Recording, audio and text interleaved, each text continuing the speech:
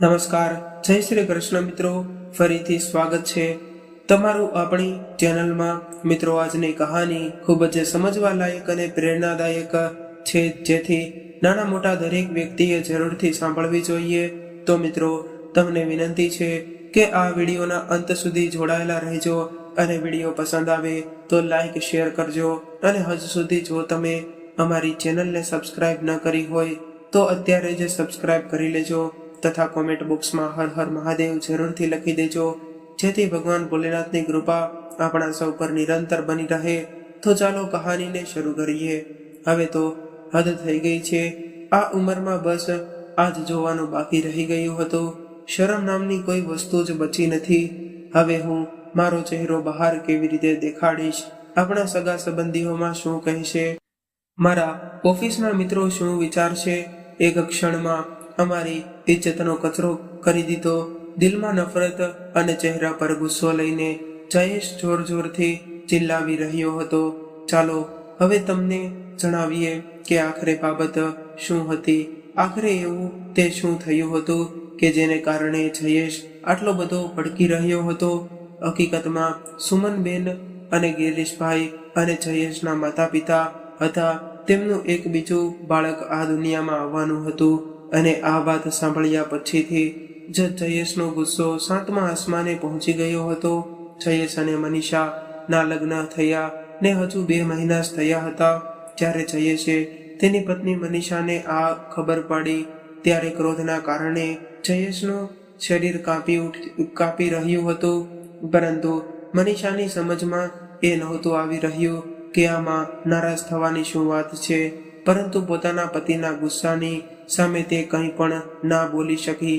મનીષા ચૂપચાપ જયેશની વાતો સાંભળી રહી હતી, પરંતુ તેના મનમાં એક પ્રશ્ન ચાલી રહ્યો હતો કે આ બધાને કારણે સમાજમાં તેમની ઇજ્જત કેવી રીતે ખતમ થઈ જશે. મનીષાનો પતિ જયેશ માત્ર 24 વર્ષનો હતો. તેનાથી નાની મનીષાની નણંદ હતી શીતલ, અને મનીષાના સાસુ અને સસરાના લગ્ન ખૂબ જ નાની ઉંમરમાં થઈ ગયા હતા અને તેની સાસુની ઉંમર પણ વધારે ન હતી. મનીષા અત્યાર સુધી એ સમજમાં અસમર્થ હતી કે તેનો પતિ કઈ વાતને લઈને આટલો નારાજ છે. પોતાની સાસુ સાથે તે ખૂબ જ સહાનુભૂતિ હતી અને તેમને પૂછવા માંગતી હતી કે તેમનું શું ખાવા માટે મન થઈ રહ્યું છે, કેમ કે જ્યારથી તે આ ઘરમાં લગ્ન કરીને આવી હતી ત્યારથી તેની સાસુમાએ તેને પોતાની દીકરીની જેમ રાખી હતી, જેથી પસંદ અને નાપસંદનો સંપૂર્ણ ખ્યાલ રાખતા હતા. અને મનીષા પણ પોતાની સાસુમાને ખૂબ જ પસંદ કરતી હતી. પરંતુ આજે પોતાના પતિના મોઢેથી આવી વાતો સાંભળીને તેને સહેજ પણ પસંદ આવી નહીં. સાંજે જ્યારે ગિરીશભાઈએ ઘરના બધા સભ્યોને આ બાબતમાં વાત કરવા માટે ઘરના હોલમાં બોલાવ્યા ત્યારે કોઈ પણ વ્યક્તિ તેમની વાત સાંભળવા માટે પોતાની રૂમમાંથી બહાર આવ્યા જ નહીં. અને ગિરીશભાઈ સરકારી સ્કૂલમાં મુખ્ય શિક્ષક તરીકે નોકરી કરી રહ્યા હતા. હંમેશા એવું થતા કરતું કે જ્યારે તે પોતાના બાળકોને બોલાવતા હતા ત્યારે તે ડરને કારણે જલ્દીથી તેમની સામે પહોંચી જતા હતા, કેમ કે તે થોડા ગુસ્સામાં વાત કરતા હતા, પરંતુ તે દિલના ખૂબ જ નરમ હતા. તેઓ ખૂબ જ પ્રભાવશાળી વ્યક્તિત્વવાળા વ્યક્તિ હતા. મનીષાના આવ્યા બાદ તેની સાથે તેમનો એટલો બધો લગાવ થઈ ગયો હતો કે તેમને સવારની ચા તેના વગર સહેજ પણ સારી નહોતી લાગતી. તેઓ તેને હંમેશા દીકરી કહીને બોલાવતા હતા. આજે ગિરીશભાઈના બોલાવવા છતાં પણ જયેશ અને મનીષા બંનેમાંથી કોઈ પણ આવ્યું નહીં. ત્યારે મનીષા મનમાં પોતાને દોષી મહેસૂસ કરી રહી હતી કે પિતાજી અને મા બંને વાત કરવા માટે બેઠા છે, પરંતુ તેમના બોલાવા છતાં પણ તેમના બાળકો તેમની વાત સાંભળવા માટે નથી આવી રહ્યા. આડે દિવસે તો મનીષા પોતાની સાસુમાં અને નણંદ શીતલની સાથે ભેગા મળીને નાસ્તો બનાવવામાં મદદ કરતી હતી. અને જયેશના ઓફિસથી આવ્યા બાદ ઘણા લોકો હોલમાં બેસીને સાથે ભોજન કરતા હતા અને વાતો પણ કરતા હતા. પરંતુ આજે બધું જ બેકામું હતું. પરિસ્થિતિને સંભાળવાના ઉદ્દેશથી જ્યારે મનીષા પોતાના પતિ પાસે ગઈ અને કહેવા લાગી, સાંભળો છો, પિતાજીએ તમને બોલાવ્યા છે. શું તમે ભૂલી ગયા? મનીષાની વાત સાંભળીને જયેશનો લાલ ચહેરો ગુસ્સાથી લાલ થઈ ગયો અને તે ઊંચા અવાજે બોલવા લાગ્યો, મારે કોઈની સાથે કોઈ પણ વાત નથી કરવી અને તું મારી પત્ની છે. જે હું કહીશ એ જ તે તારે કરવું પડશે. તારે વધારે દિમાગ ચલાવવાની જરૂર નથી. મનીષા હેરાન હતી કે જો તે જયેશની પત્ની છે તો સાસુ અને સસરાની તકલીફથી તે કેવી રીતે નથી બોલી શકતી, પરંતુ તે ઘરમાં નવી આવી હતી એટલા માટે તે ચૂપચાપ બેસી ગઈ અને ત્યારે જ દરવાજો ખખડાવવાનો અવાજ આવ્યો અને મનીષાના સસરા ગિરીશભાઈએ કહ્યું, બેટા જયેશ. પરંતુ જયેશે કોઈ જવાબ આપ્યો જ નહીં. તે ફેસબુક જોવામાં વ્યસ્ત હતો. મનીષાએ દરવાજો ખોલ્યો અને તેમને અંદર આવવા માટે કહ્યું. ત્યારે ગિરીશભાઈ બોલ્યા, બેટા અત્યારે નહીં, હું તને અને તારી માં તમારી સાથે કંઈક વાત કરવા માંગીએ છીએ, હોલમાં આવી જાઓ. એવું કહીને તે ચાલ્યા ગયા. શીતલને બાદ કરીને બાકી બધા જ લોકો હોલમાં પહોંચી ગયા હતા અને મનીષાએ તેને ઘણી વાર સુધી બોલાવવાની કોશિશ કરી, પરંતુ તેણે દરવાજો ખોલ્યો નહીં અને ફક્ત એટલું જ તે કહ્યું કે પ્લીઝ મને પરેશાન ન કરો, હું કેટલી એકલી રહેવા માંગુ છું. હોલમાં ગિરીશભાઈ પોતાની પત્ની સાથે માથું ઝુકાવીને બેઠા હતા. સામે જયેશ બેઠો હતો અને મનીષા તેમની પાસે જઈને ઊભી રહી ગઈ હતી. જ્યારે સાસુમાનો ચહેરો જોયો ત્યારે તેને ખૂબ જ તકલીફ થઈ. એક જ દિવસમાં તેમનો સુંદર ચહેરો કરમાઈ ગયો હતો. આંખોની નીચે કાળા ડાઘ પડી ગયા હતા. કદાચ તે ખૂબ જ રડ્યા હશે. આજે આખો દિવસ તે પોતાની રૂમમાંથી બહાર નહોતા નીકળ્યા. તેમની આ હાલત જોઈને મનીષાને પણ રડવું આવી ગયું હતું. ત્યારે જયેશે કઠોર અવાજમાં કહ્યું, શું કહેવું હતું તમારે? જલ્દી કહો, મારે કામ છે. જયેશે આજ સુધી ક્યારેય પણ પોતાના પિતાની સામે આવા અંદાજમાં વાત નહોતી કરી. ગિરીશભાઈએ પોતાની જાતને સંભાળીને ધીરેથી કહ્યું, તમે લોકો તો બધું જાણો જ છો. ત્યારે જયેશ ગુસ્સામાં બોલ્યો, હા અમે જાણીએ છીએ. તો હવે તમને આ વિષયમાં શું કહેવાનું છે? અમે તમને શું કહી શકીએ પિતાજી? તમે કંઈ કહેવા લાયક રાખ્યું છે જ નહીં અને અમે તો એ નથી સમજાતું કે હવે લોકોની સામે અમે ક્યાં મોટે જઈશું. તમે લોકોએ તો અમને ક્યાંય જવાને લાયક નથી છોડ્યા. પોતાના પતિની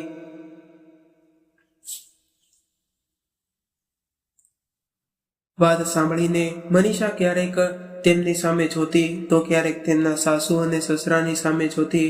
જાણે તેને પોતાના કાન પર વિશ્વાસ નહોતો થઈ રહ્યો.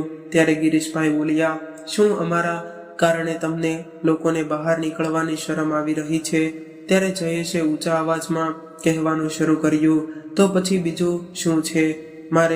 મારા મિત્રો છે, શીતલની પણ બહેનપણીઓ છે અને મનીષાના પિયરવાળા છે. તે બધા શું કહેશે? આ વિચારીને જ તે શરમને કારણે મારું માથું નીચે ઝૂકી રહ્યું છે.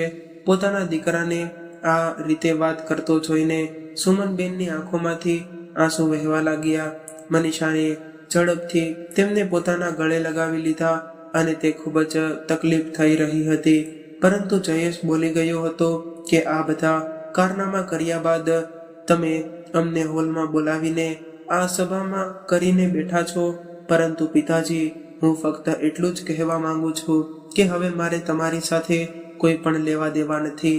હવે હું ફક્ત મારી રીતે જ જીવીશ અને તમે તમારી રીતે જીવજો. શીતલ, તું શું કરશે તે ખુદ જાણે છે. ગિરીશભાઈની આંખો ગુસ્સાથી લાલ થઈ ગઈ અને બીજી બાજુ સુમનબેનની આંખોમાંથી આંસુની ધારા બંધ થવાનું નામ નહોતી લઈ રહી. ત્યારે ગિરીશભાઈ બોલ્યા કે એનો મતલબ એ છે કે તમે ઘરના રસોડાના 2 ભાગ કરવા માંગો છો, બરાબર ને? જયેશ સોફામાંથી ઊભો થઈ ગયો અને બોલ્યો, મને આ મહિલાઓ વાળી વાતોમાં કોઈ દિલચસ્પી નથી, પરંતુ હવેથી હું તમારી સાથે કોઈ પણ સંબંધ રાખવા નથી માંગતો અને તમારી સાથે રહેવા પણ નથી માંગતો. ત્યારે ગિરીશભાઈ પોતાના આંસુ લૂછતા બોલ્યા, તો ઠીક છે, જો તું અમારી સાથે રહેવા નથી માંગતો તો હું અને તારી માં પોતાના ગામવાળા મકાનમાં રહેવા માટે જતા રહીએ છીએ. ના, આટલું અહેસાન કરવાની કોઈ જરૂર નથી. પહેલા જ તમે અમારો બધી જગ્યાએથી મજાક બનાવી ચૂક્યા છો. આવું કહીને જયેશ પોતાની રૂમમાં ચાલ્યો ગયો. બીજી બાજુ હોલમાં જઈ માતા પિતા પોતાના બાળકોનો વ્યવહાર જોઈને ખૂબ જ દુઃખી થઈ રહ્યા હતા. ઘણા બધા દિવસો વીતી ગયા છતાં પણ ઘરમાં પહેલા જેવી રોનક નહોતી. જયેશ અને શીતલ બંને ભાઈ બહેન પોતાના માતા પિતા સાથે વાત નહોતા કરતા અને તેઓની દુનિયા ફક્ત પોતાના રૂમ પૂરતી જ સીમિત હતી. અને જો કોઈ કારણસર તેમનો આમનો સામનો પણ થઈ જતો ત્યારે તે બંને પોતાના માતા પિતાને ગુસ્સા અને નફરતની નજરોથી જોતા હતા. આવી પરિસ્થિતિમાં કદાચ જો કોઈ તેમની આ હાલતને સમજી શકતું હોત તો તે ફક્ત તેમની વહુ મનીષા હતી, અને જે તેમની સંભાળ રાખવાની ખૂબ જ કોશિશ કરતી હતી, તેમની સાથે બધા જ કામમાં મદદ કરતી અને તેમના વાળમાં તેલ પણ લગાવી આપતી હતી. અને પરંતુ મનીષાએ એ મહેસૂસ કર્યું કે તેમની સાસુમાં હવે પહેલેથી જેમ ચુસ્ત નહોતા. મનીષા અને ગિરીશભાઈ તેમને ખૂબ જ ખુશ રાખવાની કોશિશ કરતા, પરંતુ તેઓ વધારે સફળ નહોતા થઈ શકતા. જયેશને તે ક્યારેક પસંદ ન હતું કે મનીષા તેમના માતા પિતા માટે કંઈક કરે. એટલા માટે મનીષા તેમની ઈચ્છા હોવા છતાં પણ તેમની પાસે નહોતી જઈ શકતી. સમય પસાર થતા થતા 7 મહિના થઈ ગયા. એક દિવસ અચાનક સુમનબેનની તબિયત બગડવા લાગી. પગમાં સોજા આવી ગયા. ખાવાનું પણ નહોતું ખવાઈ રહ્યું અને ઉલટીઓ થવાને કારણે શરીર એટલું કમજોર થઈ ગયું હતું કે હાલી ચાલી શકતા પણ ન હતા. અને ગિરીશભાઈને પોતાની પત્નીની ખૂબ જ ચિંતા હતી. એટલા માટે તે થાક્યા વગર તેમની સેવામાં લાગેલા રહેતા અને ઘણીવાર તે પોતાની પત્નીના પગ દબાવતા, તો ક્યારેક તે પોતાના હાથથી તેમને જમાડતા. તો ઉલટી થઈ જાય તો તેને સાફ પણ કરી દેતા. પોતાની પત્ની પ્રત્યેનો તેમનો પ્રેમ જોઈને મનીષા આશ્ચર્યચકિત થઈ ગઈ. અને પરંતુ આટલું બધું થઈ ગયા છતાં પણ જયેશ અને તેની બહેન શીતલનું હૃદય બિલકુલ ના પીગળ્યું. એક દિવસ મનીષાને તેમની માતાનો ફોન આવ્યો અને તે બોલ્યા કે થોડા દિવસો માટે જમાઈની સાથે અમારા ઘરે રહેવા માટે આવી જા. મનીષાએ ખૂબ જ હેરાનીથી કહ્યું કે તું આ શું કહી રહી છે માં? મારી સાસુમાને આવી હાલતમાં છોડીને હું કેવી રીતે આવી શકું? મનીષા, તારું દિમાગ તો ખરાબ નથી થઈ ગયું ને? હવે તું તારી સાસુની સેવા કરીશ અને તેનો બાળકને પણ સંભાળીશ. તારો પોતાનો ઘર પરિવાર છે, તેના વિશે પણ થોડુંક વિચાર. પરંતુ માં, તમે જ તે તો મને સમજાવ્યું છે ને કે મારી સાસરીમાં જ મારો પરિવાર છે, તો પછી આજે આવી વાત કેમ કરું છું? અને મને ફક્ત એટલું જ ખબર છે કે આજે મારી સાસુને મારી જરૂરત છે તો હું તેમની સાથે જ ઊભી રહીશ. આટલું કહીને મનીષાએ પોતાની માની બીજી કોઈ પણ વાત સાંભળ્યા વગર ફોન મૂકી દીધો. હંમેશા અડોશ પાડોશ વાળા લોકો તેમનો હસી મજાક ઉડાડતા હતા. એક દિવસ આજુબાજુ એક આંટીએ મનીષાને જોઈને કહ્યું કે એક વાત તો જણાવ, શું તારી સાસુના પગ ભારે છે? ત્યારે મનીષાએ પોતાની જાતને શાંત કરીને કહ્યું, આંટી, તમે સાચું સાંભળ્યું છે, પરંતુ આ ઉંમરમાં આ બધા કારનામા આવું કહેતા. આંટી હસવા લાગ્યા. ત્યારે મનીષાએ તેમની સામે જોઈને મુસ્કુરાઈને કહ્યું, એક વાત જણાવો કે આ ઉંમરમાં પતિનો પ્રેમ કેટલી પત્નીઓને મળે છે? તો પછી મારી સાસુમાં તો આ વિષયમાં ખૂબ જ ભાગ્યશાળી કહેવાય. આવું કહીને જ્યારે મનીષા જવા લાગી ત્યારે પાછળથી અવાજ સંભળાયો, લાગે છે કે તારા પર તારી સાસુમાના પ્રેમનો રંગ કંઈક વધારે ચડી ગયો છે. ત્યારે તેમની બાજુમાં ઊભેલી એક બીજી મહિલાએ પણ કહ્યું કે આ જ દિવસો જોવાના બાકી રહી ગયા હતા. મનીષાને તેમની વાતો સાંભળીને ગુસ્સો આવ્યો, પરંતુ તેમની કોઈ પણ વાતનો જવાબ ન આપીને ઘરે પાછા આવવું એ જ તેણે યોગ્ય સમજ્યું. આજે ખૂબ જ મુશ્કેલધાર વરસાદ વરસી રહ્યો હતો। ત્યારે મનીષાએ વિચાર્યું કે આ વરસાદમાં ગરમા ગરમ છોલે અને પૂરી બધાને ભાવશે અને ખાસ કરીને તો તેમની સાસુમાં અને તેના પતિ જયેશના તે ફેવરેટ હતા। મનીષાએ નક્કી કરી લીધું હતું કે તે આજે પરિવારના બધા જ સભ્યોને સાથે બેસાડીને એક જ ટેબલ પર ભોજન જમાડશે અને જયેશ અને શીતલને પણ જોર જબરદસ્તી કરીને પોતાના માતા પિતા પાસે બેસાડશે। હજુ તો આ બધો વિચાર કરીને તેના ચહેરા પર થોડી મુસ્કુરાહટ આવી હતી કે અચાનક ગિરીશભાઈ રસોડામાં આવ્યા અને બોલ્યા, દીકરી, અમારી રૂમમાં તો જરા આવ। આ લાગે છે કે તારી માની તબિયત સારી નથી। માને શું થયું પિતાજી? આવું કહેતા જ ગભરાયેલી મનીષા તેમની રૂમમાં દોડી ગઈ અને ત્યાં જઈને જોયું તો તેમની સાસુમાં પથારીમાં દર્દથી પીડાઈ રહ્યા હતા અને જોર જોરથી ભગવાનનું નામ લઈ રહ્યા હતા। તેઓ પરસેવાથી ભીંજાઈ ચૂક્યા હતા। ગભરામણને કારણે મનીષાના હાથ પગ કાંપવા લાગ્યા।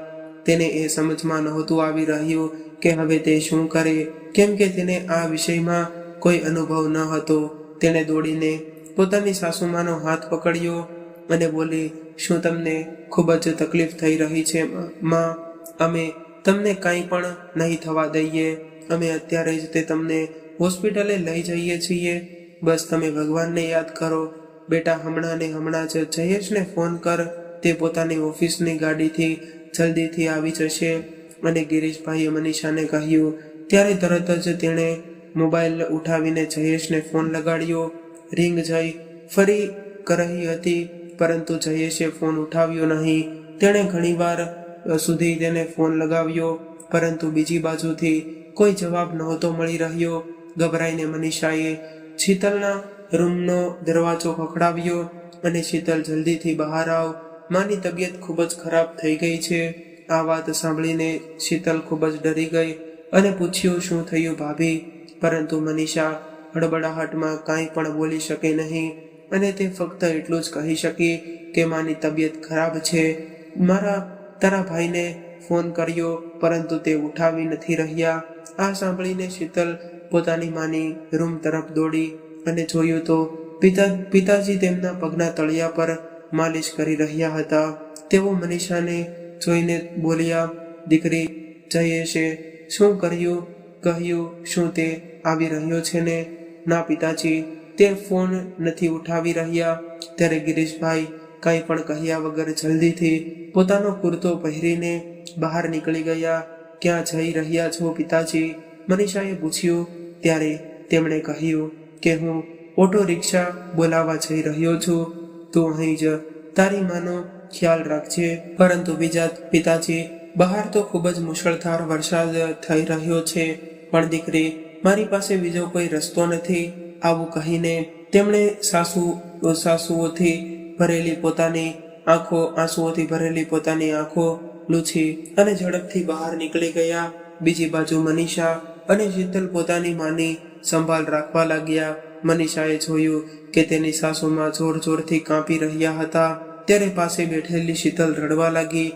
મનીષાએ જ્યારે તેના માથા પર પ્રેમ ભરેલો હાથ મૂક્યો ત્યારે તે તરત જ તેમને ગળે લગાડીને જોર જોરથી રડવા લાગી। ભાભી, મેં મારી મા સાથે ખૂબ જ ખરાબ વ્યવહાર કર્યો છે, પરંતુ આજે તેમની આ હાલત જોઈને મને ખુદથી જ નફરત થઈ રહી છે। માની આ હાલત માટે હું જ જવાબદાર છું। ભાભી, શું તે મને માફ કરી દેશે? જણાવો ને કે શું તે પહેલાની જેમ સ્વસ્થ થઈ જશે ને? ત્યારે મનીષા બોલી, ભગવાન બધું જ સારું કરી દેશે। તું ફક્ત તેમને પ્રાર્થના કર કે તે માને જલ્દી સ્વસ્થ કરી દે। તે સમયે સુમનબેને શીતલને પોતાની પાસે બોલાવી અને શીતલ એના નાના બાળકની જેમ તેની પાસે જઈને રડવા લાગી અને સુમનબેને આવી હાલતમાં પણ તેના માથા પર હાથ મૂકીને ખૂબ જ પ્રેમ આપ્યો। બીજી બાજુ મનીષા પોતાના પતિને ફરીથી ફોન લગાડી રહી હતી પરંતુ તેનો ફોન સ્વિચ ઓફ આવી રહ્યો હતો। ત્યારે મનીષાએ એ વાતનું ધ્યાન આપ્યું કે તેનું પિયર તેના સાસરેથી વધારે દૂર ન હતું। તેણે તરત જ પોતાના પિયરમાં ફોન કર્યો અને પોતાની માને કહ્યું કે ભાઈ ક્યાં છે? મારી સાસુમાની હાલત ખૂબ જ ખરાબ છે. તમે ભાઈને તેની કાર સાથે તરત જ અહીં મોકલી દો. સાસુમાને હોસ્પિટલે લઈને જવાના છે. આ વાત સાંભળીને તેની માં પણ બેચેન થઈ ગઈ અને પછી તેમણે કહ્યું કે તારો ભાઈ તો આજે સવારે જ પોતાની કાર લઈને શહેરથી બહાર ગયો છે. મનીષાની આ આશા પણ ખતમ થઈ ગઈ. તે તરત જ પોતાની સાસુમાને પોતે દોડી ગઈ અને ત્યારે શીતલ બોલી કે ભાભી, માની હાલત વધારે બગડી રહી છે. 10 મિનિટ પછી ગિરીશભાઈ પાછા આવ્યા અને તરત જ કહેવા લાગ્યા, શું જયેશ આવી ગયો છે? આ સાંભળતા જ મનીષાએ પોતાનું માથું ઝુકાવી દીધું. ના પિતાજી, તેમનો ફોન સ્વિચ ઓફ છે. મનીષા, દીકરી, હું ઓટો રિક્ષા લઈને આવી ગયો છું. તમે લોકો પોતાની માને સહારો આપીને રસ્તા સુધી લઈ જાઓ. તેઓ જેમ તેમ કરીને સુમનબેનને ઓટો રિક્ષા સુધી લઈ ગયા અને ગિરીશભાઈ રિક્ષાના ડ્રાઈવર પાસે બેઠા હતા અને તે ત્રણેય રિક્ષામાં પાછળ બેઠા હતા. ગિરીશભાઈ વારંવાર પાછું વળીને સુમનબેનને જોઈ રહ્યા હતા. બીજી બાજુ મુશળધાર વરસાદ થઈ રહ્યો હતો. ન જાણે આજે તેમને નાનો રસ્તો પણ ખૂબ જ લાંબો લાગી રહ્યો હતો. લગભગ 20 મિનિટ પછી જ્યારે તેઓ હોસ્પિટલ પહોંચ્યા ત્યારે સુમનબેને તરત જ ઇમરજન્સી વિભાગમાં ભરતી કરાવવામાં આવ્યા. મનીષાએ પોતાના સસરાને ચિતામાં ઉભેલા જોઈને તેમનો હાથ પકડીને એક ખુરશી પર બેઠાડી દીધા અને બીજી બાજુ શીતલ પોતાના પિતાજીને ભેટીને ખૂબ જ રડી રહી હતી. લગભગ અડધા કલાક બાદ ડોક્ટરે તેમને જણાવ્યું કે જલ્દીથી જ સુમનબેનનું ઓપરેશન કરવું પડશે. જો તરત જ નિર્ણય ના લીધો તો તેમનો જીવ જવાનું પણ જોખમ રહેલું છે. આ સાંભળીને ગિરીશભાઈ એકદમ ખામોશ અવસ્થામાં ખુરશી પર બેસી રહ્યા. ત્યારે મનીષાએ તેમને સાંભળતા કહ્યું, પિતાજી, આપ હિંમત રાખો. મને સંપૂર્ણ વિશ્વાસ છે કે બધું સરસ થઈ જશે. ત્યારે ગિરીશભાઈએ પોતાના આંસુ લૂછ્યા અને ઊભા થઈ ગયા. ઠીક છે ડોક્ટર સાહેબ, તમે જે યોગ્ય લાગે તે કરો. બસ મારી પત્નીનો જીવ બચાવી લો. ડોક્ટરે ફક્ત એટલું જ કહ્યું કે બાળક પ્રીમેચ્યોર છે, પછી તેની હાલત ક્રિટિકલ છે. એટલા માટે અત્યારે તો અમે કંઈ પણ નહીં કરી શકીએ, પરંતુ અમે અમારા તરફથી પૂરી કોશિશ કરીશું. ગિરીશભાઈ ચૂપચાપ આ વાતો સાંભળી રહ્યા હતા અને મનીષા પોતાના સસરાને લઈને કાઉન્ટર પર ગઈ અને બધી જ ફોર્માલિટી પૂરી કરવા લાગી. અને ઘરેથી નીકળતા પહેલા તેણે પોતાના પર્સમાં થોડા પૈસા પણ લઈ લીધા હતા, જે અહીં કામ આવી ગયા. અને આ જોઈને ગિરીશભાઈએ તેના માથા પર હાથ મૂક્યો અને કહ્યું કે દીકરી, તારું અમારા પર કેટલું બધું ઋણ છે. અમે તેને ક્યારેય પણ નહીં ચૂકવી શકીએ. ત્યારે મનીષા બોલી કે પિતાજી, તમે મને દીકરી પણ કહો છો અને બીજી બાજુ તમે પોતાની જાતને મારા કરતા કરજદાર પણ કહીને મને પારકી પણ ગણી રહ્યા છો. ફક્ત તમે તમારા આ હાથ અમારા માથા પર હંમેશા રાખજો. અમારે બીજું કાંઈ નથી જોતું. આ વાત સાંભળીને ગિરીશભાઈની આંખોમાંથી આંસુઓના 2 ટીપા તેમના ગાલ સુધી આવી ગયા અને ઓપરેશન ચાલી રહ્યું હતું અને બધા જ બહાર રાહ જોઈ રહ્યા હતા. જયેશને ફરી ફોન લગાવવાની કોશિશ કરી, પરંતુ તેમનો ફોન હજુ પણ સ્વિચ ઓફ આવી રહ્યો હતો. લગભગ 1 કલાક બાદ ઓપરેશન થિયેટરનો દરવાજો ખુલ્યો અને ડોક્ટર સાહેબ બહાર આવ્યા અને ખૂબ ખૂબ અભિનંદન છે, તમારે તો ત્યાં એક દીકરાનો જન્મ થયો છે. મનીષા અને શીતલ બંનેએ હાથ જોડીને ભગવાનનો આભાર માન્યો. પછી ગિરીશભાઈએ ડોક્ટરને પૂછ્યું કે મારી પત્નીની હાલત કેવી છે. ત્યારે આ વાત સાંભળીને ડોક્ટર ચૂપ રહી ગયા. ગિરીશભાઈ ડોક્ટરનું આ મૌન જાણીને ગભરાઈ ગયા અને બોલવા લાગ્યા કે ડોક્ટર સાહેબ, કંઈક તો બોલો. ત્યારે ડોક્ટરે ધીરેકથી કહ્યું કે હજુ પણ તેમની હાલત ઘણી ક્રિટિકલ છે. આટલું કહીને ડોક્ટર સાહેબ ચાલ્યા ગયા.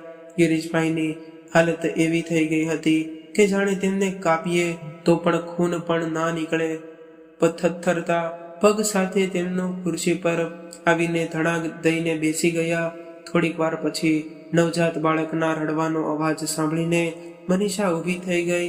ત્યારે નર્સ બાળકને લઈને ઓપરેશન થિયેટરમાંથી બહાર આવી અને મનીષાએ તરત જ તેને પોતાના ખોળામાં લઈ લીધો અને થોડીક ક્ષણો માટે બાળક ચૂપ થઈ ગયું. નાના બાળકે પોતાના નાના હાથોથી મનીષાના દુપટ્ટાને જોરથી પકડી લીધો.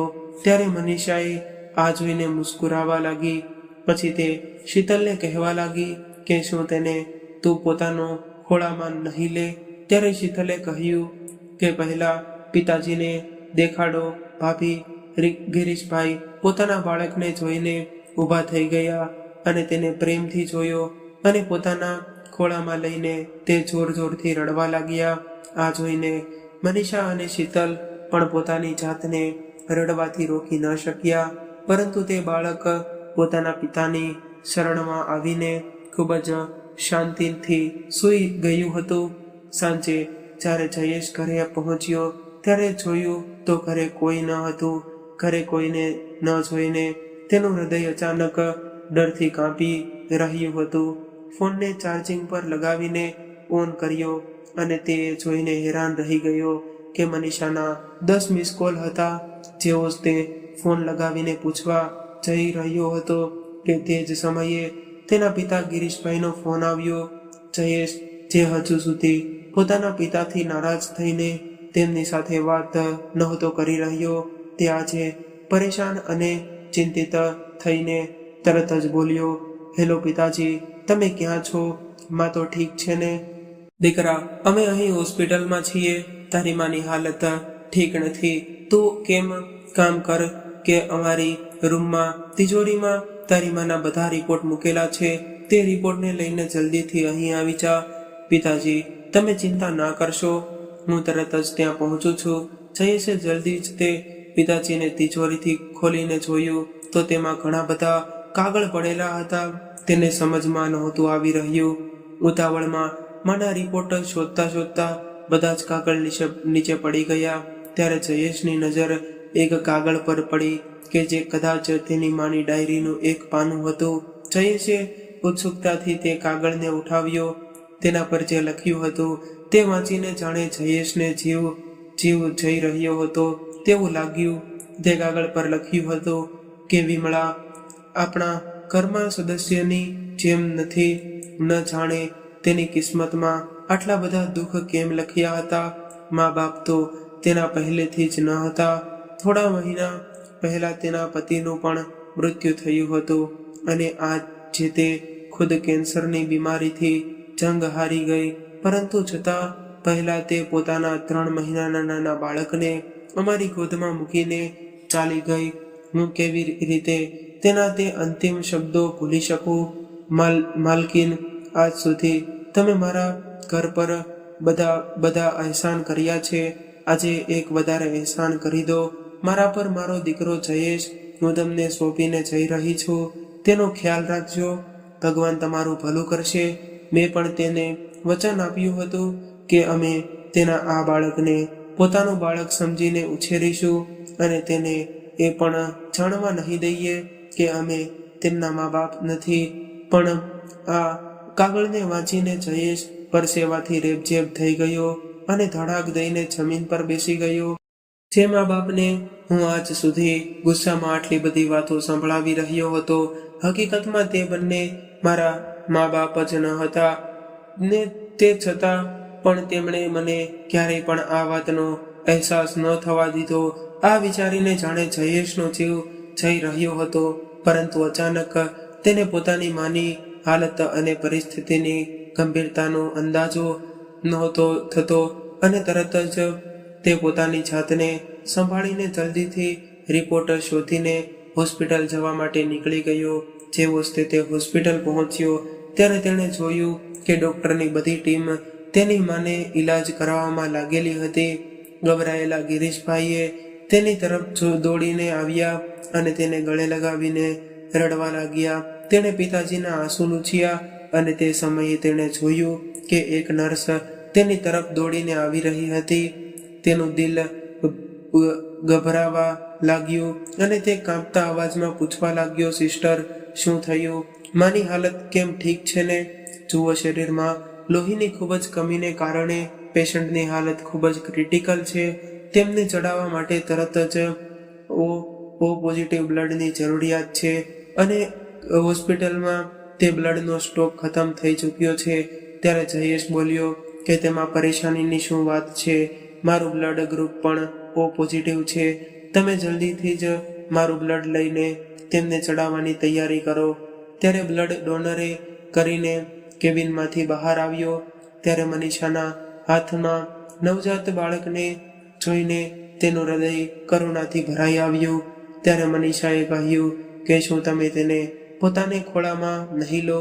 જયેશે નાના બાળકને પોતાના હાથમાં લીધું અને આંસુ ભરેલી આંખોથી તેને નિહાળતા લાગ્યો અને થોડા સમય માટે તે એક ધાર્યો તેને જોઈ રહ્યો હતો. થોડી વાર પછી જ્યારે તેમને સુમનબેનને મળવા માટેની મંજૂરી મળી ત્યારે મનીષા અને જયેશ માને મળવા ગયા અને એક નાનું બાળક જયેશના હાથમાં હતું. જયેશને જોઈને સુમનબેનના ચહેરા પર મુસ્કાન હતી અને સંતોષના ભાવ પર ઉભરી આવ્યા. પરંતુ જયેશ પોતાની માને જોઈને જોર જોરથી રડવા લાગ્યો અને પશ્ચાતાપ ભર્યા અવાજમાં તે બોલવા લાગ્યો, માં, મને માફ કરી દે. ત્યારે સુમનબેને ખૂબ જ પ્રેમથી કહ્યું કે દીકરા, રડીશ નહીં. હું હંમેશા તને હસતો હસતે જોવા માંગુ છું. પછી ઈશારાથી જયેશ અને મનીષાને પોતાની પાસે બોલાવ્યા અને તેમના માથા પર હાથ મૂકીને આશીર્વાદ આપ્યા અને પછી તેમના માથા પર હાથ મૂકીને આશીર્વાદ આપ્યા અને નાના બાળકને ચુંબન કરીને જયેશને કહેવા લાગ્યા, મારા કારણે તમે તમારું સન્માન ખોયું છે, તમારો ગુસ્સો મારા પર છે, પરંતુ આ નાદાન બાળક તમારું પોતાનું જ છે. આની ક્યારેય અપેક્ષા ન કરતા હું તેને તમારા ભરોસે છોડીને જઈ રહી છું. તેનું ધ્યાન રાખજો. બેદરકારી રાખશો તો મને શાંતિ નહીં મળે. માની આ વાત સાંભળીને જયેશનું હૃદય કાપી ઉઠ્યું. મનીષા, માં શું કહી રહી છે? તે આપણને છોડીને ક્યાં જશે? માં, આ બાળકનું હું પોતાની જીવથી પણ વધારે ધ્યાન રાખીશ.